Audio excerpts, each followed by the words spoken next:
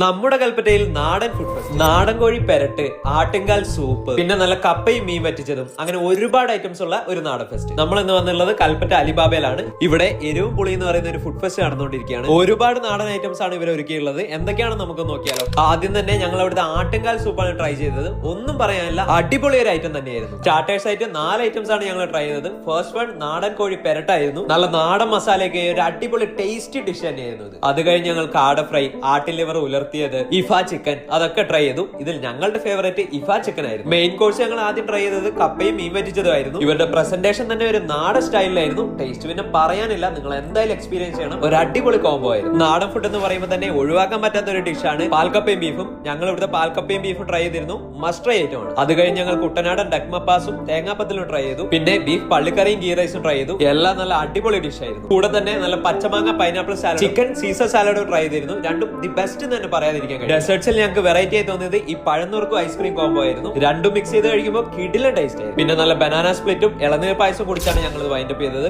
മാത്രമല്ല ഈ 28, 29, 30 തീയതികളിലാണ് നിങ്ങൾ പോകുന്നതെങ്കിൽ ഫ്രീ മാജിക് ഷോയും മെഹന്തിയും ഉണ്ടായിരിക്കുന്നതായിരിക്കും. അപ്പൊ നിങ്ങളൊരു നാടൻ ഫുഡ് ലവർ ആണെങ്കിൽ ഈ ഫുഡ് ഫെസ്റ്റ് ഒരിക്കലും മിസ് ചെയ്യേണ്ട. അപ്പൊ ആരും മറക്കണ്ട, നവംബർ 28 മുതൽ ഡിസംബർ 21 വരെ കൽപ്പറ്റ അലിബാബയിൽ.